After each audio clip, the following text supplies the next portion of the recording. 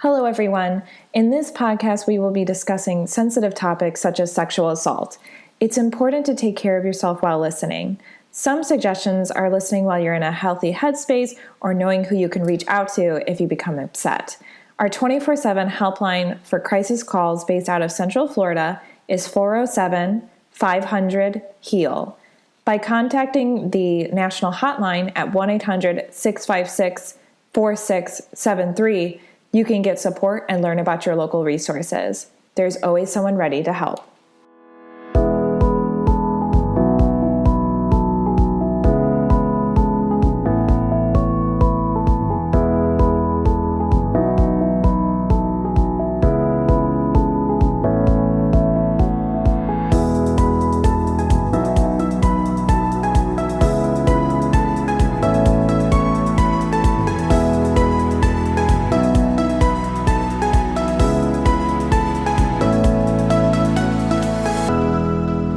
Welcome to the Victim Service Center podcast.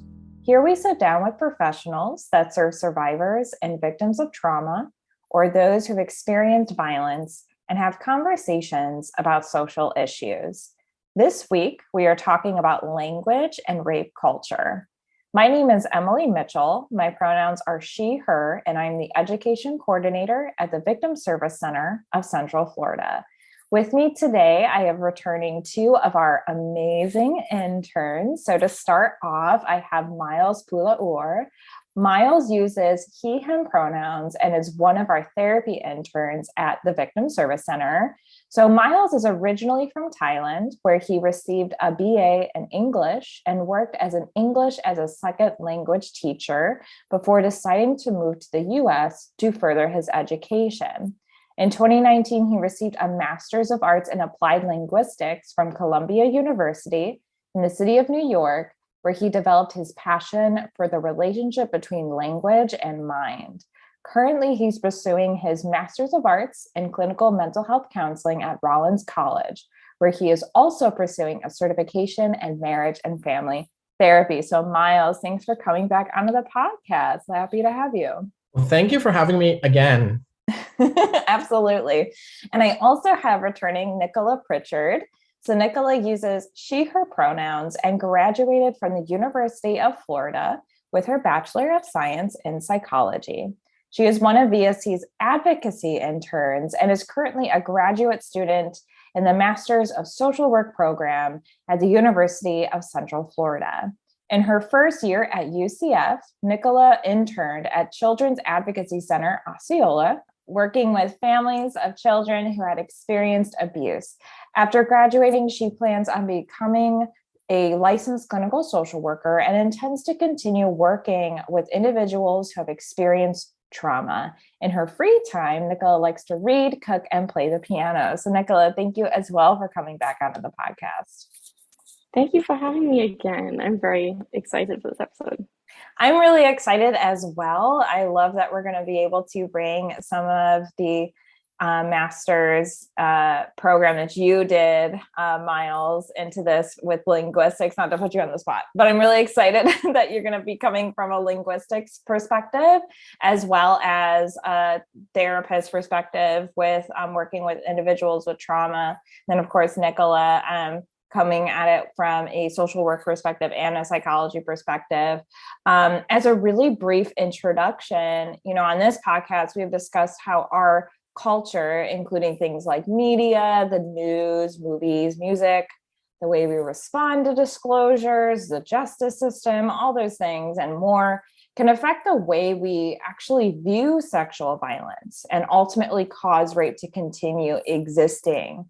So today we will be discussing specifically how language and the way we talk about rape as a society on an interpersonal level in the news and etc. can contribute to rape culture and ways we can actually mindfully change the language we use to help end sexual violence. So with that, I know I do this a lot on this podcast, but I think it's always good to kind of start off with a definition of rape culture before we dive in. So I'd love to hear from both of you. How would you actually define rape culture?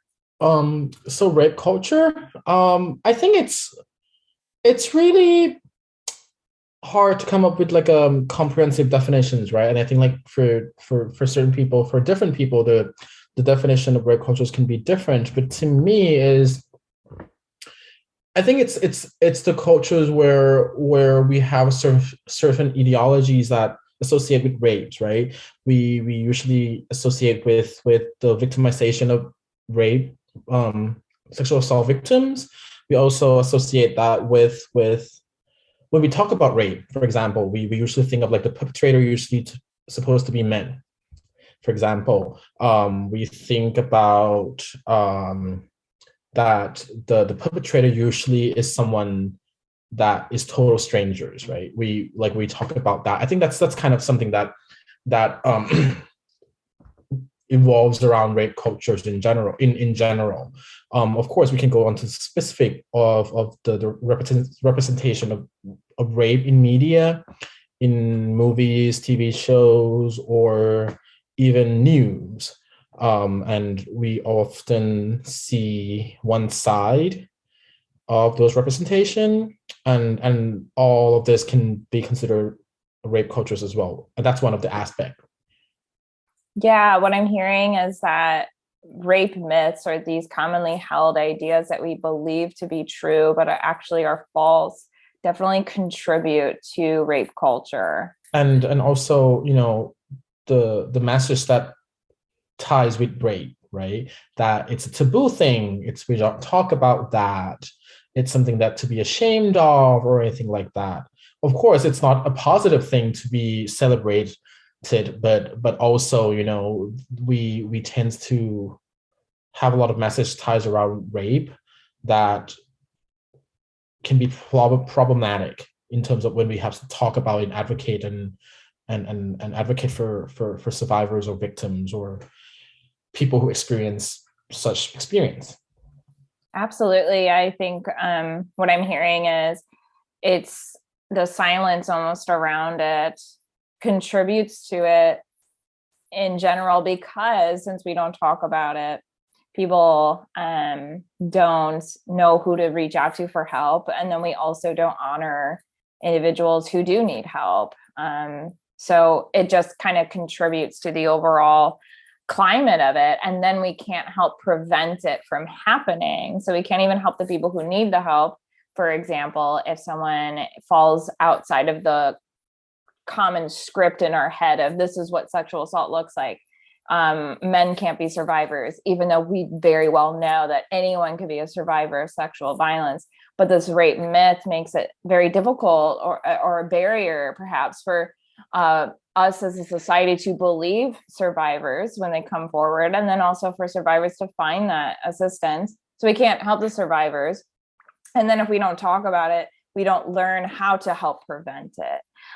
Nicola, would you also agree with that definition, or do you have any other kind of points as far as rape culture? I think everything that's been mentioned has been great. I think the way that I think of rape culture is kind of the environment in which rape is minimized, normalized, but also denied in a way, because there's so many. And if you think of one example, I think we've actually talked about this in the office, but there was an article about how rape isn't normalized on college campuses. And then the article went on to say how, no one thinks that rape is good. No one thinks that someone jumping out of an alley and beating you and doing these horrible things is good. But it didn't address any other forms of rape or sexual assault. And to me, that just shows how normalized that is because when they said, oh, rape is normalized on college campuses, what they heard was that usual script of rape, of the extreme violence, physical violence is what they thought people were saying is normalized. But that's just because it's so normalized, they didn't even recognize the other forms of rape and sexual violence that nobody considers that. So that to me is a perfect example of rape culture, is that it minimized violence, it denied the violence occurs, and it just makes it kind of a normalized thing in society. Yeah, I think that that's a great way to put it.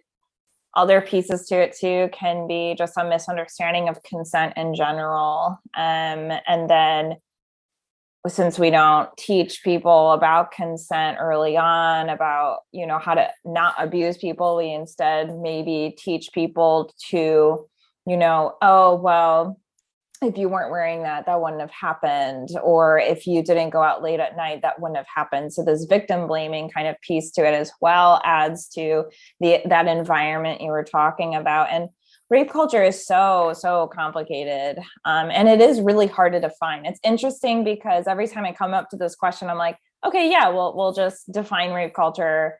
I've been talking about this for years. Every time I feel like I come at it with a different perspective or a different angle, because it's like this big idea that's really hard to kind of pinpoint. But essentially, I think that using the word environment is a great way to describe it, where it's just this environment that fosters and encourages sexual violence almost, and then just helps create barriers, I should say, for survivors to get help, and then creates barriers for society in general to tackle sexual violence as a problem that we need to solve. Are there any other specific examples that you wanted to kind of bring up before we dive into kind of the language and linguistics piece of it? Not necessarily. I think like Nicola hit the nail on the head that, that the cultures were minimizing the severity of rape.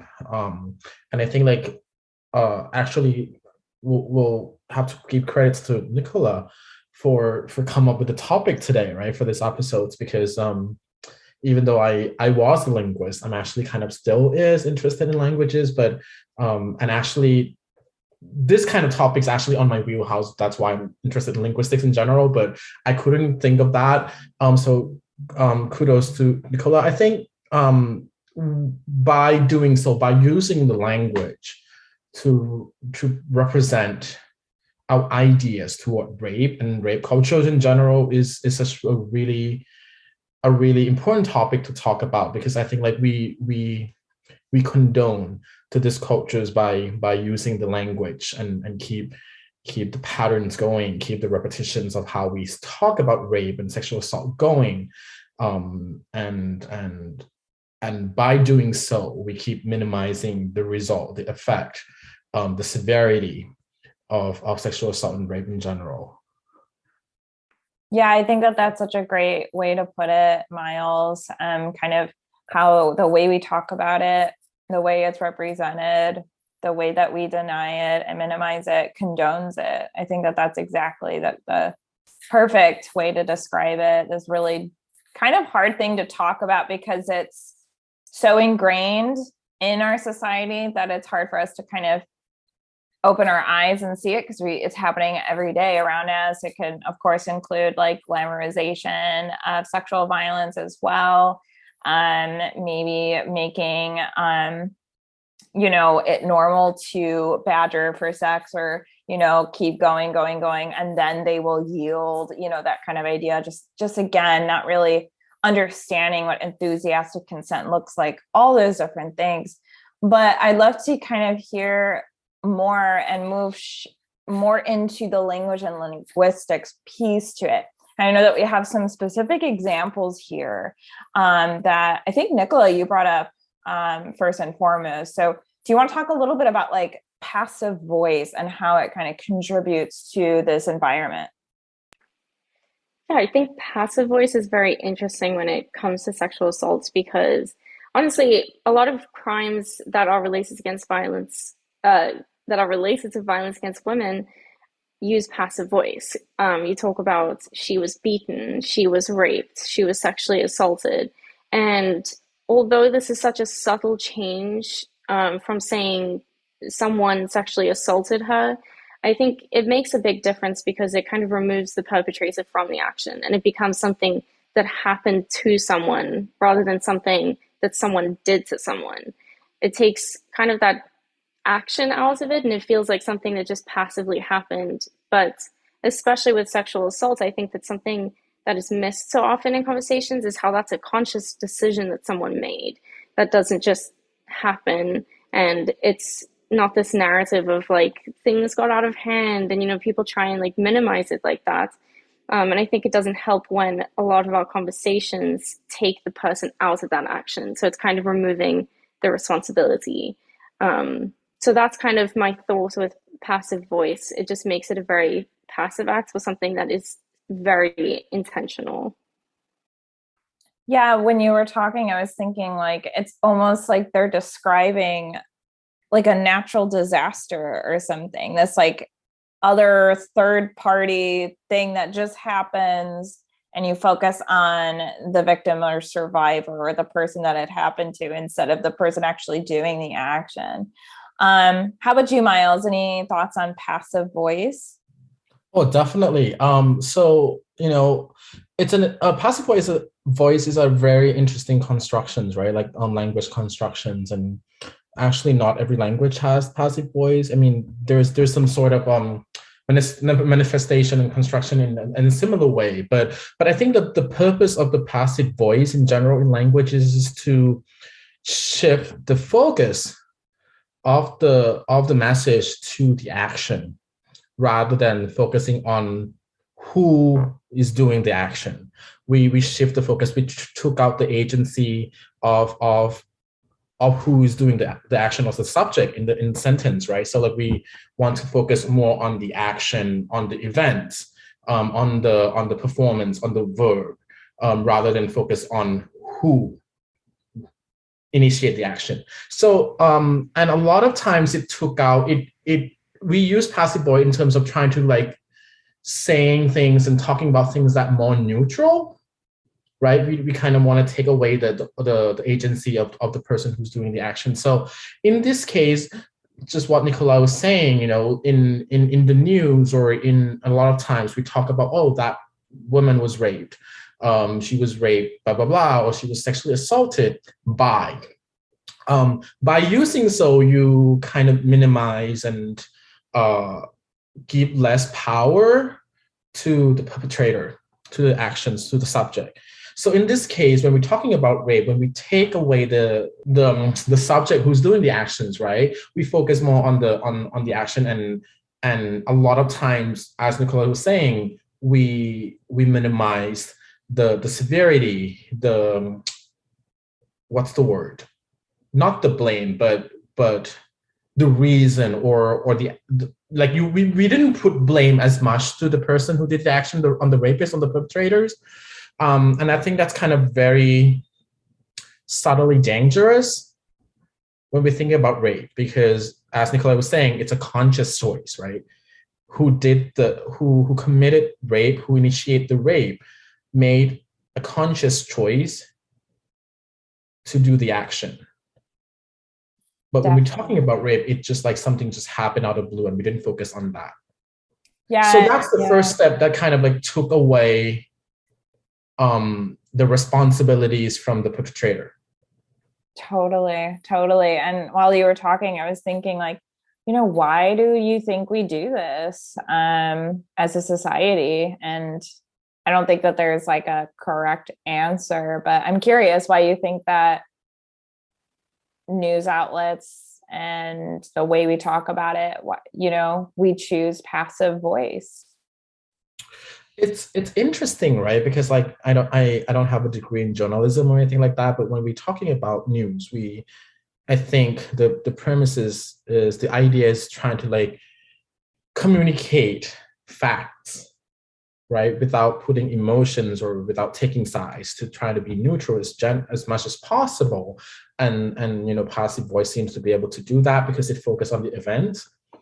But at the same times, right, we minimize the severity, then we take away the responsibility of the perpetrators in that sense. And I think that's why in media we use a lot of passive voice. We try to keep things neutral.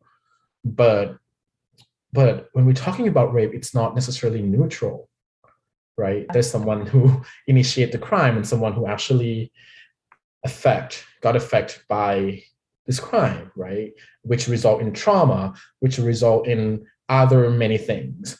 So it's not necessarily neutral, but so I don't think it's fair. Totally. So when we talk about rape, to kind of like just focus on using the neutral constructions, well, sentence constructions. Yeah, and I'm wondering if it's also people are kind of uncomfortable with the idea that someone does this to someone else.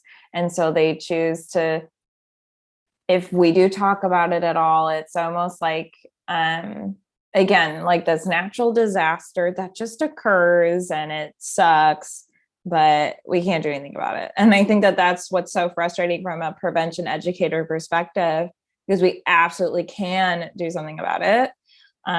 But yeah, Nicola, you had a reaction, so I don't know if you wanted to jump in on anything.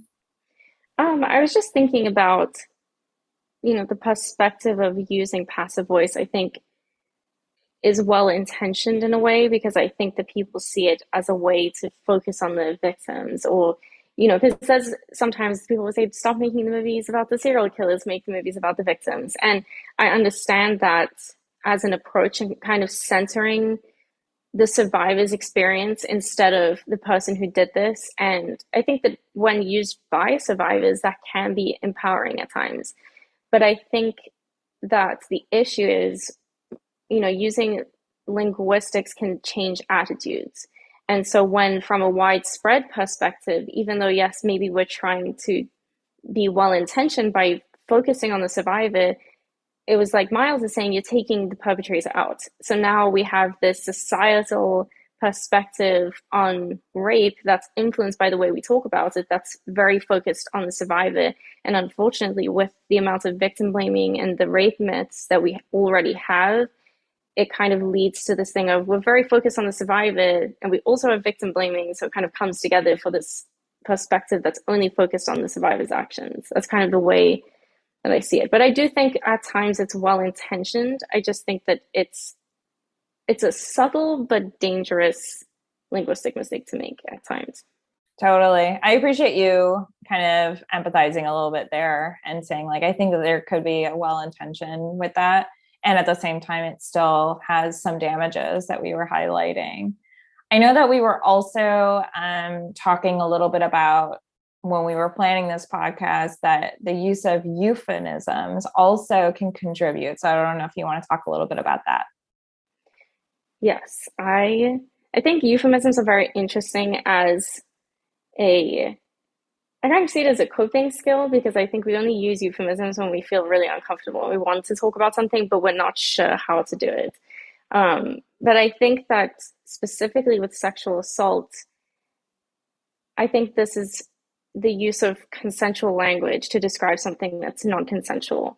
And I joked with you the one time about how, with other crimes like robberies, no one ever says like, oh, last night someone came in and made me give an unwanted donation of my belongings to them. Like, no one ever says that, because you just wouldn't, because you got robbed. That's just what you would say. And I think that with terms like unwanted sex or forcible sex, the problem that I see in that is that, yes, it makes it easier for the person who's trying to describe it because they feel less uncomfortable. It removes the point of it, which was that something was taken and it wasn't the survivor who had a role. And I think that by using this term that sounds like it was a consensual act, it gives the survivor a role in what happened to them, because it sounds like it's unwanted, but it's a mutual interaction because it's sex, where that's not what it is, and that's not what describes it. Whereas if you say rape or sexual assault, that's something that happened to someone. So I think that euphemisms like that can be very dangerous. And I think you can even see it in examples like moving away from the term child pornography to child sexual abuse material, because pornography is seen as a very consensual term. That's something that consenting adults do. But then you add the word child, and now it's a bit confusing. It's the same with, they'll say underage women. That's a child. You don't have to say underage women. There's a word for that. So I think that it's just a way of kind of making people more comfortable. But the problem is that you're then perpetuating these rape myths. Sorry, it's a long tangent. No, that wasn't a tangent at all. I'm so glad you brought up those other examples, because that's such a great point to make, where I do think that, yeah, it's a way for us to again, this awful thing that happens, I think that this language almost makes us feel, I don't know, like coping with it, maybe just like slightly, but really it's just perpetuating this misunderstanding of consent that you were mentioning. We talk all the time about how sexual violence really doesn't have anything to do with sex, because sex is a different thing. This is really just a crime of power and control. And when we bring up things like unwanted sex, it's not the same thing. We're talking, it's almost like an oxymoron. Those two things can't exist. Miles, euphemisms, do you have anything else you want to add to that? Yes. So I think, Nicola kind of like covers pretty much everything. And you also like mentioned the oxymoron kind of thing, that like two things cannot happen at the same times. So we have the idea of different forms should have different functions, because it's the idea of like efficiency. I think, I'm sorry, my linguistics professors out there, because it's been a while, but I think the idea of if we have different forms of languages, it should serve different functions. Because if we have one form, if we have multiple forms with one function, why would we need a lot of those things, right? Like, for example, let's talking about silverwares, like, utensils. You have different size of spoon, yes, but like they have different functions, because we don't necessarily need all of them at the same time.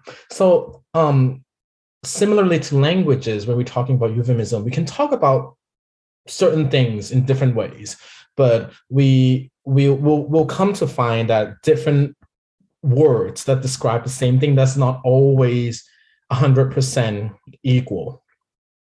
Doesn't always kind of like, 100% the same thing.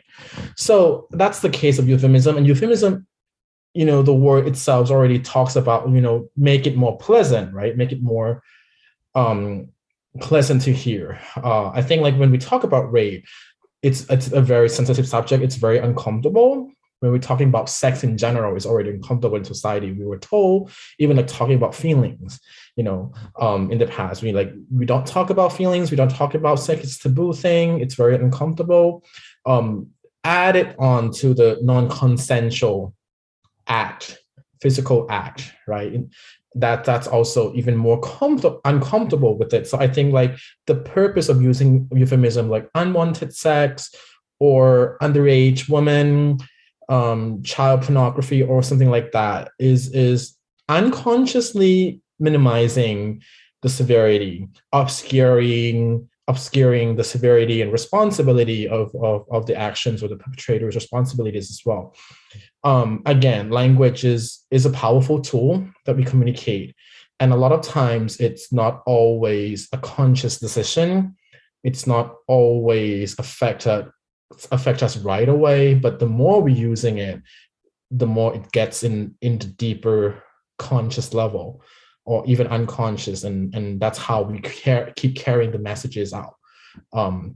So when we're talking about unwanted sex, we put one thing that can be regarded as something that pleasurable, right? For pleasurable. And when we put unwanted, it's kind of doesn't make sense, right? Are you saying that you don't want that in the beginning, but once you had it, you satisfied? If that makes sense, it sounds really wrong. Bizarre. Yeah. Wrong and bizarre and weird, and shouldn't be at the same sentence.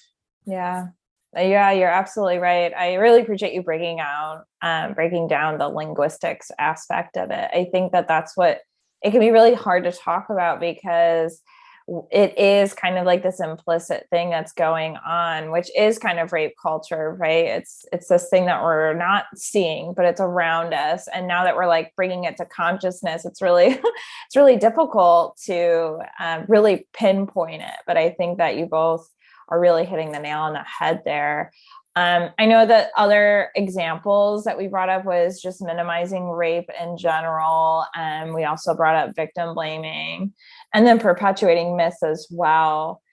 Well, one last thing I want to say about the euphemisms. I think it's interesting that Miles was talking kind of about the function of it. And I think it is just a thing of being uncomfortable, but in a way it sanitizes it, and I feel like it makes it not violent. And I think that that's the thing that's missing, is so many people don't see rape or sexual assault as a form of violence. So by taking that out, now it's just kind of emphasizing to people that no, it's not violence, it's just unwanted sex, and kind of minimizing. So I don't know if this maybe goes into minimizing or if it goes with the euphemisms, but either way, it's just makes it so much less violent than it is. Because even if rape isn't outwardly, when you look at it, physically violence, it's still an act of violence. So I think that that language just kind of takes that element out of it. But the other one that I was going to talk about was the victim blaming.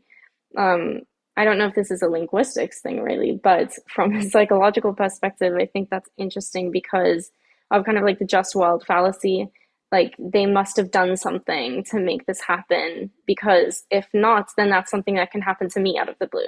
And people can't really deal with that uncertainty. So it's, no, she was too drunk. So if I don't get too drunk, then it won't happen to me. That's kind of the implication.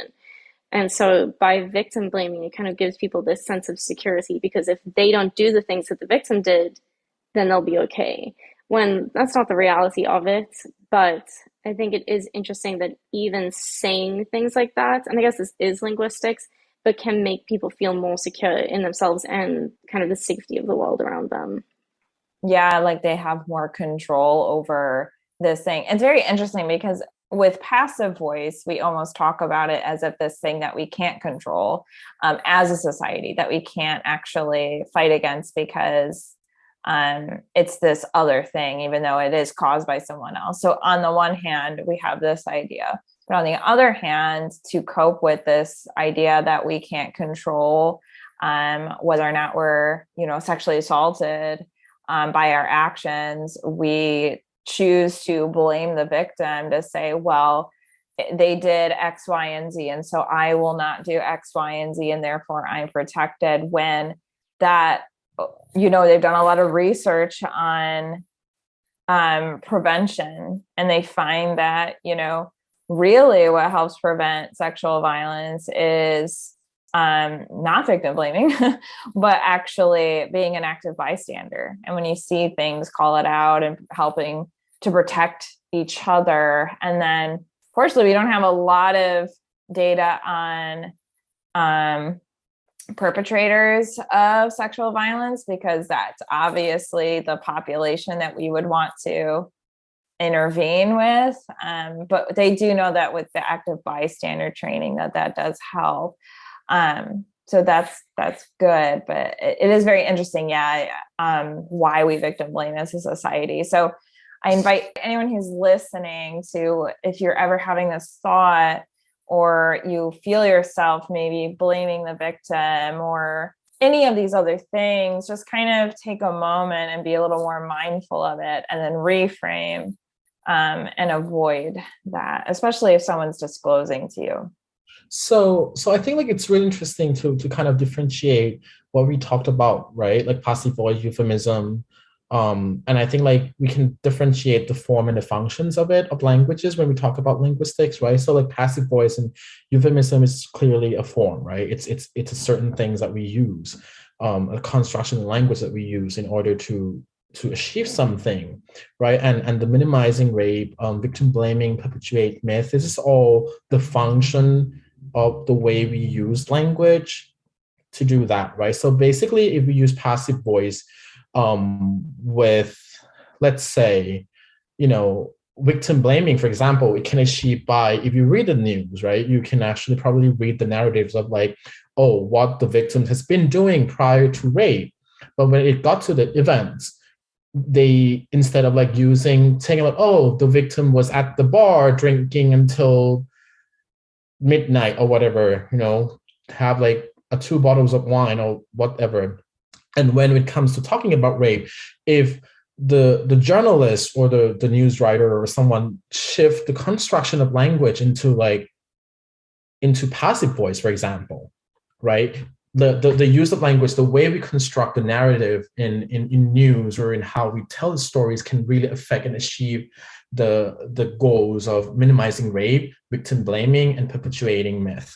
So in linguistics and in a lot of social science, I think there's a field called discourse analysis, or like critical discourse analysis, where we looking at the language use as a whole in a textual contents, not necessarily only on sentences. It's like the relationship between sentences in a paragraphs or in a story, and there's a lot of research in this sense where they use language to kind of achieve certain goals, like persuasive, political speech or news rhetorics or something like that.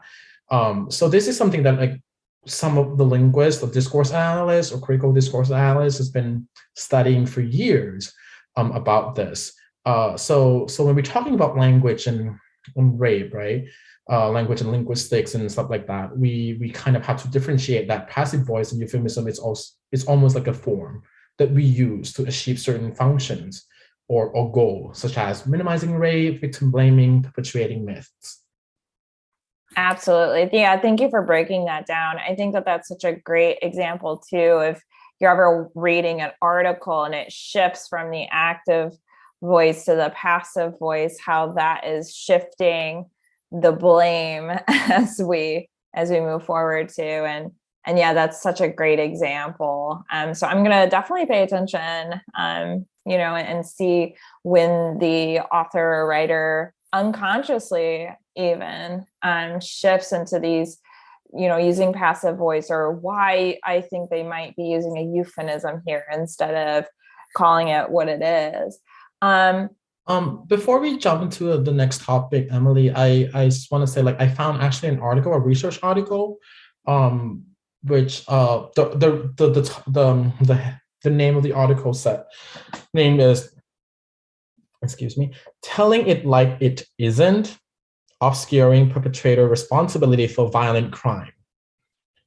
So this is actually like a research article that came out, I think it's in 2004, by Linda Coates and Alan Wade. Linda was basically a professor in university in Canada, and Alan Wade is a therapist in a private practice and, discourse analyst. So this is something that like really, speak about like language and violence and victims of crime and stuff like that. So I can get more into that later on. But, there's some studies out there that looking at linguistics and how we represent and how we construct the idea of certain things out there, for sure. Yeah, how it kind of constructs a larger narrative that is the environment that we're in. I love that title. So that's great. Just to kind of like sums up, right? They said that the papers show how psychologizing attributions are combined in use with other linguistics devices to 1, conceal violence, 2, mitigate perpetrators' responsibilities, 3, conceal victims' resistance, and 4, blame or pathologize victims. So there's definitely some things that are out there that we use language to achieve all those things, right? To kind of like shift the responsibility of the perpetrators and victim blaming. And this is what all we've been saying. We just like a glimpse of it, but there's the whole study out there that looking into the relationship between language and the idea of revolves in mental health, for example, or even rape. Yeah, I'm so glad that article is there. So definitely will take a read. And anyone listening that wants to dive a little bit more, that's a great resource. I can type it into the description there for people to find. There could be a few people or anyone listening who's might be thinking, these are just words though. Do they actually have power? So I wanted to know your opinions on why it's important to change the way we actually talk about sexual assaults in American culture, I'll say specifically. Okay, so as a linguist, there's a theory called, or hypothesis called, of linguistics relativity, or back in the days we known as Sapir-Whorf hypothesis, or Wolf hypothesis, it talks about the idea, the principle, the idea is that the structure of language affects its speaker's worldview and cognitions. And thus people perception are relative to their spoken language. So this idea, linguists up here in Wolf, I think they're a sociolinguist. Again, I do apologize for my linguistics professors back in the days, but it's been a while. But the idea is that like the way we use language is derived, or have a close relationship of how we see the world and how we think. There's a strong version and weak version. The strong version is basically a linguistic determinism, where it's that like the language determines how you see the world. And the weak version is basically they influence each other. So there's this concept out there, right? And if you think about it, our cognitions is the same. We have this cognition to process language, to understand things. We use language to learn things, to understand things. So it's very possible that language and mind is really interrelated. How? That's a whole different discussion and different stories, right? But it's definitely related. So with that said, why it's important for us to kind of shift the way we talk about rape is that, as mentioned before, unconsciously when we talk about rape or other things, there's a subtle message that we communicate as well, rather than just the explicit messages, right? There's an implicit, as I've said, that unwanted sex and rape, if you hear those two words, your reaction to those two words are two different things. The severity might be two different things. So the more we consciously use language enough and speak about bad thing the way it is, our mind will unconsciously see the event as it is, rather than minimizing the effects of it. So that's kind of how I view why it's important for us to be mindful about how we communicate about rape. Absolutely. Yeah. Thank you, Miles. Nicola, would you agree? I definitely agree. I love Miles's wonderful linguistics perspectives. I'm learning so much. I think one of the easiest examples I think of to kind of explain how important it is if you think back to a time when maybe your self-talk was super negative, or maybe you were in a bad mood, so you were speaking really negatively about everything that day. If you think about the way you feel after maybe 2 days of speaking really negatively, or even more so being around someone who's super negative, you start to feel very drained and you start to feel very negative yourself, and it's kind of like this cycle. And so that's just like a very, very small example of how even with silly things that can affect you and that can affect your day, just being around someone negative. And it kind of reminds me of the idea of narrative therapy, which is very often used with survivors of sexual assault and trauma, because you can change the way that you see what happened to you and what you see when you think of yourself, and kind of identity work by just changing the language that you use to describe these things. And I mean, I can't do a better explanation than Miles about the importance, but I think even just looking at everyday examples of how language affects our attitudes about things can be, once you start paying attention to that, you can really see what difference it makes. And so it's no different for something like sexual assault. Yeah, I love hearing that Miles's linguistic brain as well. But yeah, I totally agree. I think that's a great example, I think, Nicola, as far as the idea of how it's kind of complicated, where our thoughts influence the way that we speak, and then the way that we speak can also in turn influence our thoughts. And then of course, then from there we manifest whatever that is as a society and as a culture. And so I think that it may seem like these subtle things, but they have really big domino effects. I think it's super important that we break down myths, for example, that we avoid victim blaming statements, that we avoid the passive voice, things like that. Another piece to this is how we talk about rape in a legal context. So if, for example, a survivor goes through the criminal justice system, I should say, what are some of those legal terms that they use that could potentially be triggering for survivors? I think one of the biggest ones is accuser. They use that a lot in cases where there's rape or sexual assault. Mostly in the media, maybe not so much in the legal system itself, but kind of saying, this is Harvey Weinstein's accuser, and it's like, you would never say that about, someone gets robbed and you're like, oh, they're a robbery accuser. That's just not, it just is what it is. So I think that that's a little invalidating because it kind of puts a lot of emphasis on the whole innocent until guilty, whereas with other crimes, people don't tend to use that kind of linguistic cue to emphasize that. I think it goes for, probably within the legal system, is the alleged victim, instead of just saying, oh, this is the victim of the crime and things like that. And in extreme cases, there have been word bans on the word rape or sexual assault in trials. I think it was around, I know in 2007, 2009, there were kind of big cases with that.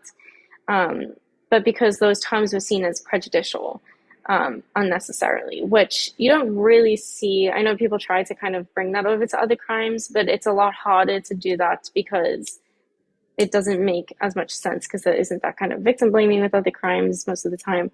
So, but I think that just shows how, even then, that shows how important the language is, because they saw someone saying rape as too prejudicial and it's going to change attitudes. So it shows kind of how important language is, but that's not the direction that we wanted to go in with that.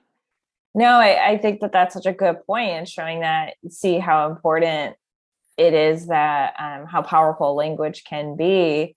There's obviously an effect that it can have. And at the same time, I think it's also important to recognize the hypocrisy of it, where in other crimes, we just don't do the same thing. We don't say alleged robbing victim. I don't know. You know what I mean?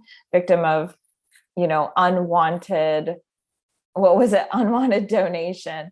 I think that the fact that it's so ridiculous that we can laugh at it shows how deeply rooted this rape culture really is. So, I'm glad that Nicola brought that up, right? Like alleged victims or accuser or anything like that. But interestingly, right, when we talk about alleged victims, right, it minimizing, like, oh, you just alleged saying that you were victims or something like that.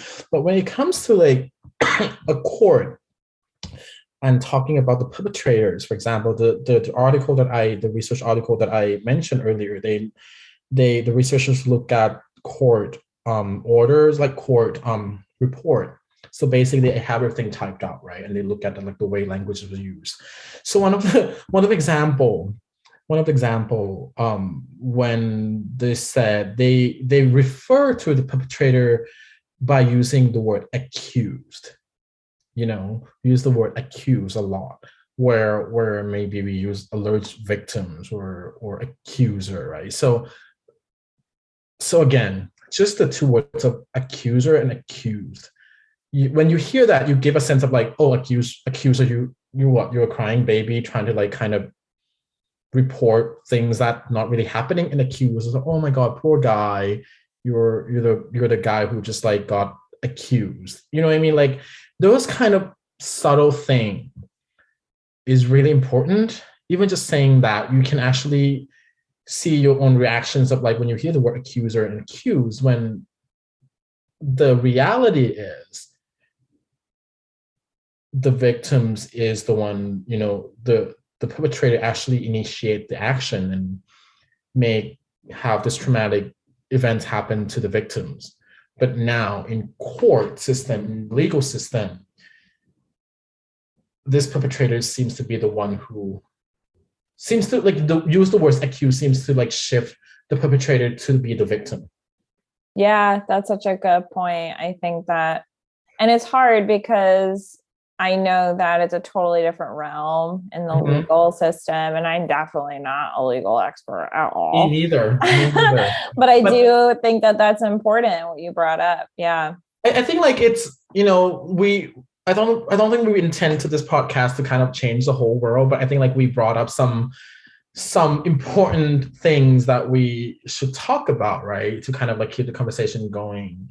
And of course, as a linguist, we all know that language is not perfect and we cannot really capture everything with languages. So of course, language has the loopholes and stuff like that, but it's definitely worth thinking and, kind of ruminating and thinking about how we use language when it comes to talking about sexual assault and rape.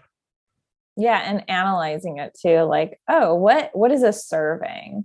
What is this contributing to? I know that we also talked a little bit about words that we use for those who've experienced sexual violence. And Nicola, I saw that you unmuted, so I don't know if you had something else you wanted to piggyback off on. I did. It was about the legal system. And obviously I'm not a lawyer either, so I'm not trying to come across like I know anything about the legal system, but I do think it's interesting kind of looking at it from the legal perspective. I understand why maybe in court you have to say the accused or the alleged victim because of the whole, innocence until proven guilty. But that doesn't make it less triggering for the survivors going through court. So I think while you can have both. You can both understand that may be the terminology that's needed until, I don't know what the compromise is, but maybe that's the language that you need to use right now. But you can also have that kind of analysis and understanding of why that's used and have those conversations along with that of why that's triggering and why that might be minimizing along with it. That's such a good point. And that's why I always like to remind anyone listening and survivors and victims out there that they do have a right to a victim advocate. And so I think that is a wonderful resource for those who do want to go through the criminal justice system, for those who believe that is part of their healing journey and it is healing for them.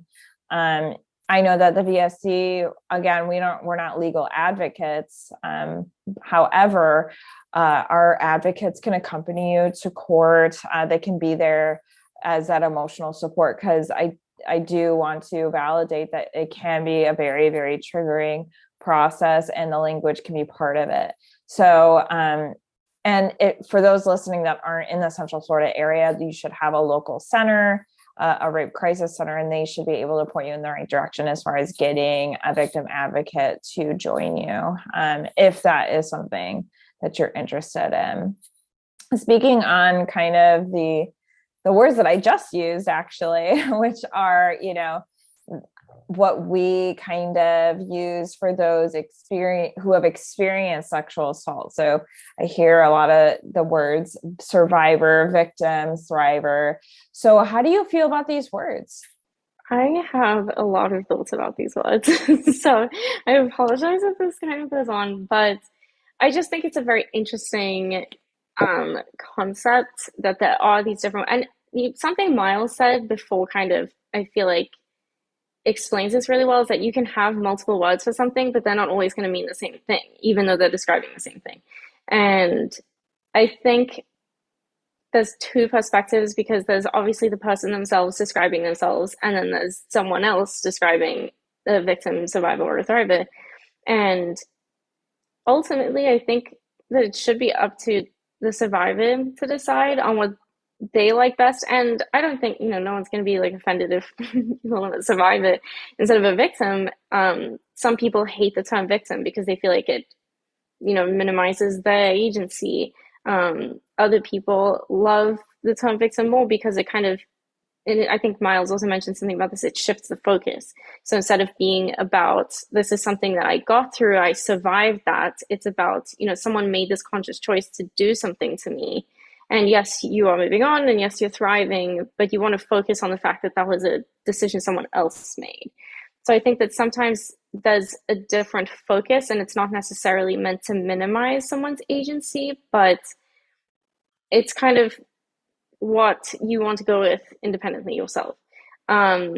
Usually I think survivors is the more like general term that people go with because it's seen as empowering.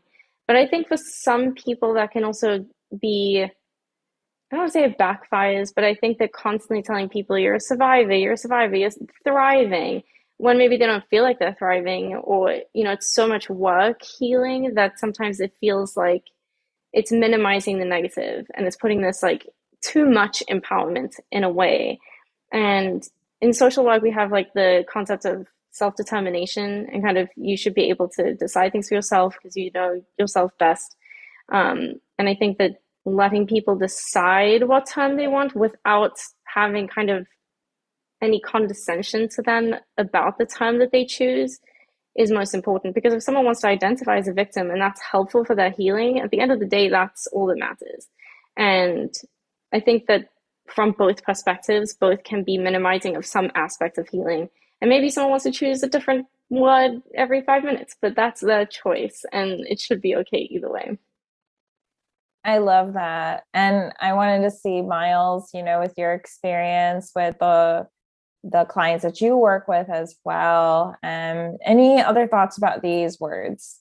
Yeah, I think like Nicola kind of like sums everything up as well. Like I felt like those two words has very powerful connotation and powerful meaning behind it, right? And I know there's a movement where you don't want to use the word victims and use the word survivors. And of course, it gives the people who experience trauma has more sense of empowerment or agency or anything like that. But at the same time, if you think about it, and I think we talked about this a little bit prior to recording, is that like if you think about it, when you work with survivors or victims, right? We want to empower them to take their own power back and all that thing. But if we put too much pressure, right, to the clients on to empower them to take the control, it sounds really overwhelming for them, right? This is not the choice that I make. This is not the choice that I want to go through. I don't want to feel like I'm a survivor. So I just want to be I don't want to use the word normal. I just want to be like living my life without going through this. This is put upon me without my consent. This is put upon me without my power. And now, why do I have to be the one who needs to be the survivors? Because, I think the clients are at different stage with healing, as Nicola was saying. So I think, of course, it's better to meet your clients and meet, the person where they're at and ask them if they feel related to either words, right? If do you feel like you're a survivor, or do you feel like you're a victim? If they say, I feel like a victim, then you get a more sense of where they are in their healing journey. So instead of like trying to push them to take control or to like really empower them, it can be overwhelming for them, right? They can feel like, I'm just trying to get by right now. I don't want to even think about like take my own control because this wasn't my choice. Yeah. But if they're identified with survivors, great. Like you can have a sense that they feel they can see the hope, they're hopeful about the futures, they want to, do something to thrive. And I'm not saying that like people who identify themselves as victims doesn't want that, you know what I mean? But like I felt like those words can mean different things to different people. And I see, both good and bad sides from those words. I think we talk about that as well. Sometimes people use victim because I feel they might feel the sense of empowerment more because focus on what happened to them, and they're just like, you know what, that happened to me, it's not my choice, and I'm gonna move forward with my own choice or something like that. Because for me as a therapist, sometimes I have a icky feeling of the word survivor sometimes, Sometimes, it depends on who I'm working with and where I am with the client in the process. Yeah, I love what Miles was saying. I think it kind of made me think about how the victim survivor thriver model, in a way, I feel like is indirectly approaching a problem, and it doesn't actually solve anything, only because I think at its core it's trying to address how much that victimization is overwhelming someone's identity. And so in trying to fix that, we've kind of come up with these different terms for how much it overwhelms your identity. But in a way, we're just giving people other identities to latch onto, but you're still centering the victimization. And so that was kind of the idea of using person first language, is saying this is someone who was sexually assaulted, or this is someone who has experienced sexual assault, instead of making it your identity. Because in a way, people will talk about like, oh, they come from like a victim mindset. The problem isn't really that they feel victimized, because they were. It's that the other parts of their identity are being suffocated out of their lives because that's the only thing they can focus on, which is understandable because that's a traumatic event. And I think that sometimes with this model, it can become condescending to people who can't yet move on to bringing back those other parts of their identity by creating these categories where, and it makes it feel linear. Like you're going to be a thriver one day, but maybe you won't. Maybe you'll be a thriver tomorrow afternoon, and then you'll never be a thriver again. It just depends on your healing journey, and healing's not linear. And I think in a way, my opinion is that it should just be a model based on, where you are reintegrating your identity back into itself and reconnecting, rather than being a thing of how do you label yourself. I think that that's so powerful, what you said. I think I'm always, I'm not a huge fan of boxes. And I feel like this is kind of just shoving people in boxes. And I also recognize it as a tool of empowerment in how, meeting the person where they're at. This is how I want to identify, and this is how I am. And so I think that can be a wonderful tool. And also pushing it on someone can be condescending, like you mentioned, but also kind of doing the opposite of healing from trauma, which is something that happened that took away their agency and took away their power and control. And by pushing labels on this person, it's doing the same thing. So yeah, I appreciate the conversation specifically on this.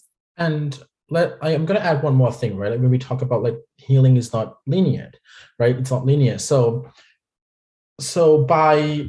I think like it reminds me of toxic positivity in a way that like, you kind of want to shift from the mentality of victims to survivors. But, sometimes healings mean you recognize both, and you recognize when you are which and how you deal with it. Because at the same time, you don't want to kind of invalidate that part of yourself, but you want to incorporate those different parts of yourself. I'm talking internal family system here. But anyways, like, we want to incorporate, like, work in tandem together and recognize that, oh, this experience happened to me. It informed me as a person, but I'm not going to let it take control over my life throughout my life, like kind of like figure out the way to live with that. Because at the end of the day, we cannot deny that this event happens to you, right? But how are we going to live with it? How we can incorporate that part of ourselves, either victims or survivors or thriver or whatever it is, into ourselves and moving forward without having either one of them take control too much, right? Like everything has to be in moderation and recognizing that it is okay to feel like I'm a victim sometimes, and it is okay that I feel like I'm thriving sometimes. So I think that's the most important thing. So thank you, Nicola, for saying that. But I think that's a whole point. I think, in like with every kinds of modality or intervention or theory and therapy,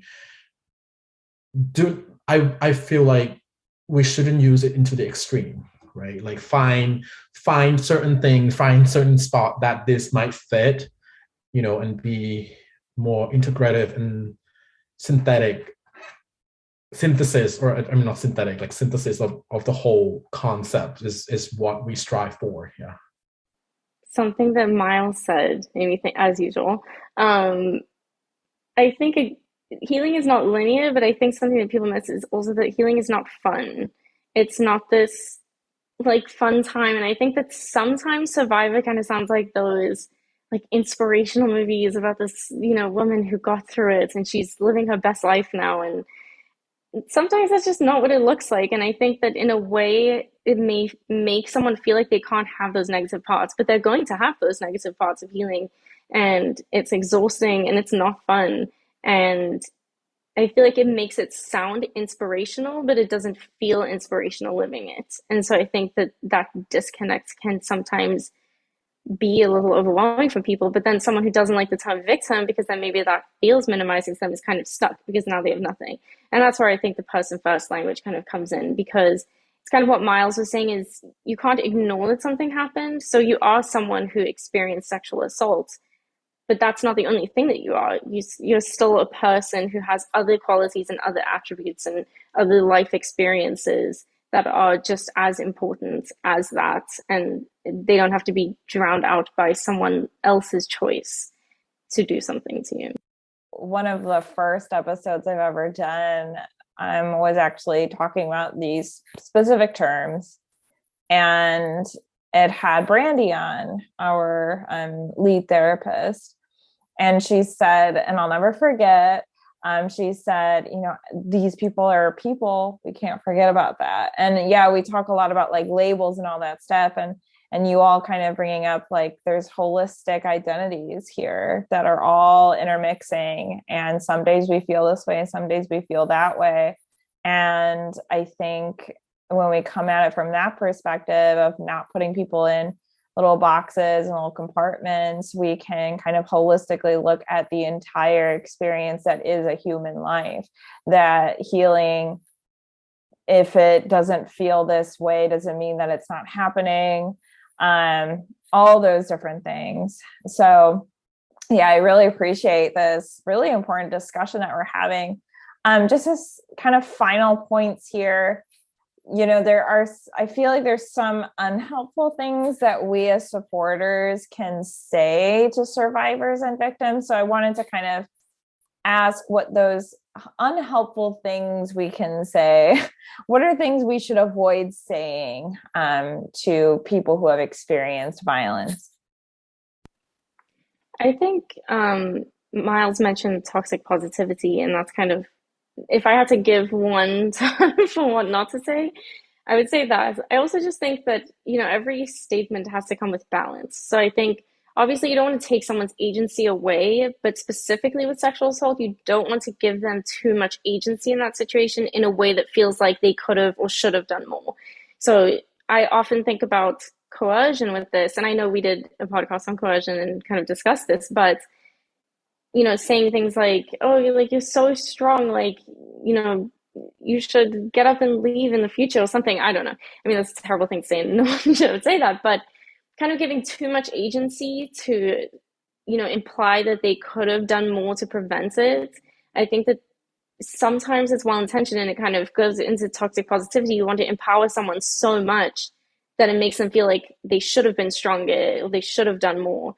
So I think that anything like that isn't helpful, and anything that kind of makes it into this like overly inspirational like situation, I just feel like it does more harm than good in a lot of ways. So I think just kind of be realistic about it, but being supportive and understanding where someone's coming from is more helpful than trying to just kind of, I don't know what the word is that I'm looking for, but kind of build them up in a way that's not real. Or kind of, yeah, like in an inauthentic way, and almost like shoving the pain under the rug and just like, let's go, let's move forward.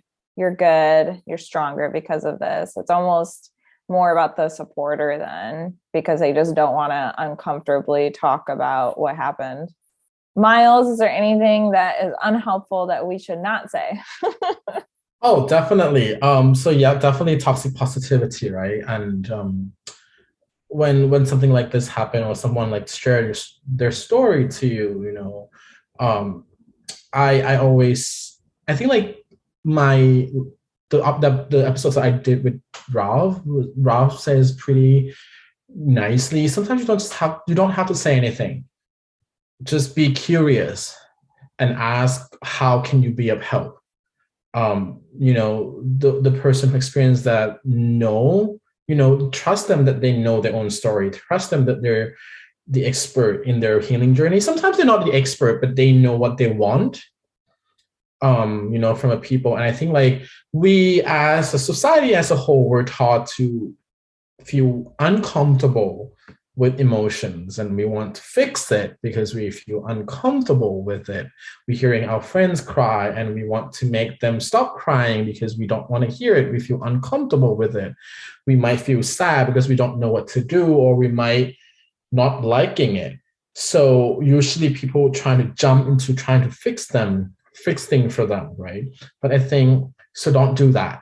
I think like you kind of sit there with them and asking how you can be of help and be an ear for them.